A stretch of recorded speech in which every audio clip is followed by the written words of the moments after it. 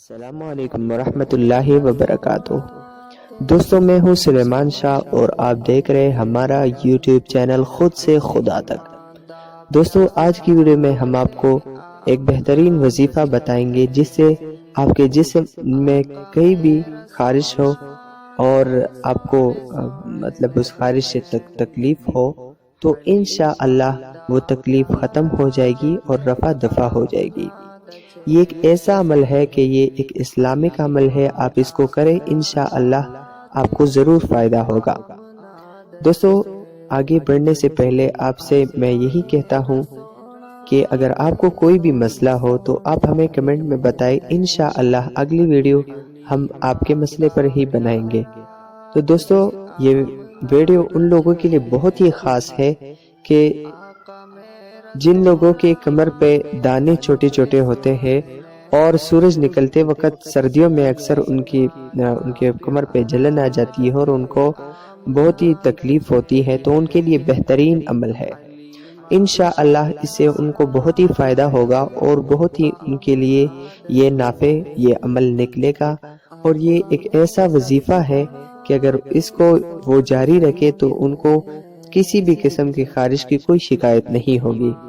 دوستو، یہ ایک پر اثر اور بہت ہی نایاب عمل ہے، اور یہ ایک دو الفاظ ہے اللہ تعالیٰ کے اسماء مبارکہ میں سے۔ انشاءاللہ آپ کو ان سے بہت ہی فائدہ ہوگا، اس اسماء باری تعالیٰ سے انشاءاللہ آپ کو بہت ہی فائدہ ہوگا اور آپ کو بہت ہی مؤثر نافع نکلے گا۔ تو دوستو، یہ الفاظ کیا کیا ہے تو میں آپ کو یہی ویڈیو میں بتاؤں گا۔ اسکرین پر آپ بھی دیکھ سکتے ہیں کہ یہ الفاظ ہے: یا سلامو یا نافعو، یا سلامو یا نافعو۔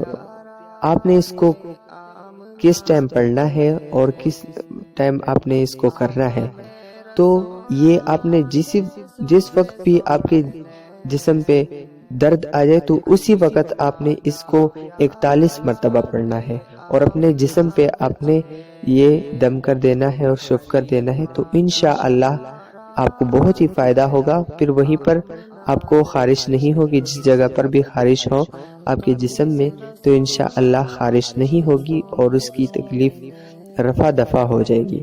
تو دوستو، اگر آپ کو یہ ہماری ویڈیو اچھی لگی ہے اور اسی طرح کی ویڈیوز حاصل کرنے کے لیے اگر آپ کا دل کرتا ہے تو ہمارے چینل کو سبسکرائب کریں اور لائک کریں، تو انشاءاللہ آپ کو بھی فائدہ ہوگا اور ہمارا بھی فائدہ ہوگا۔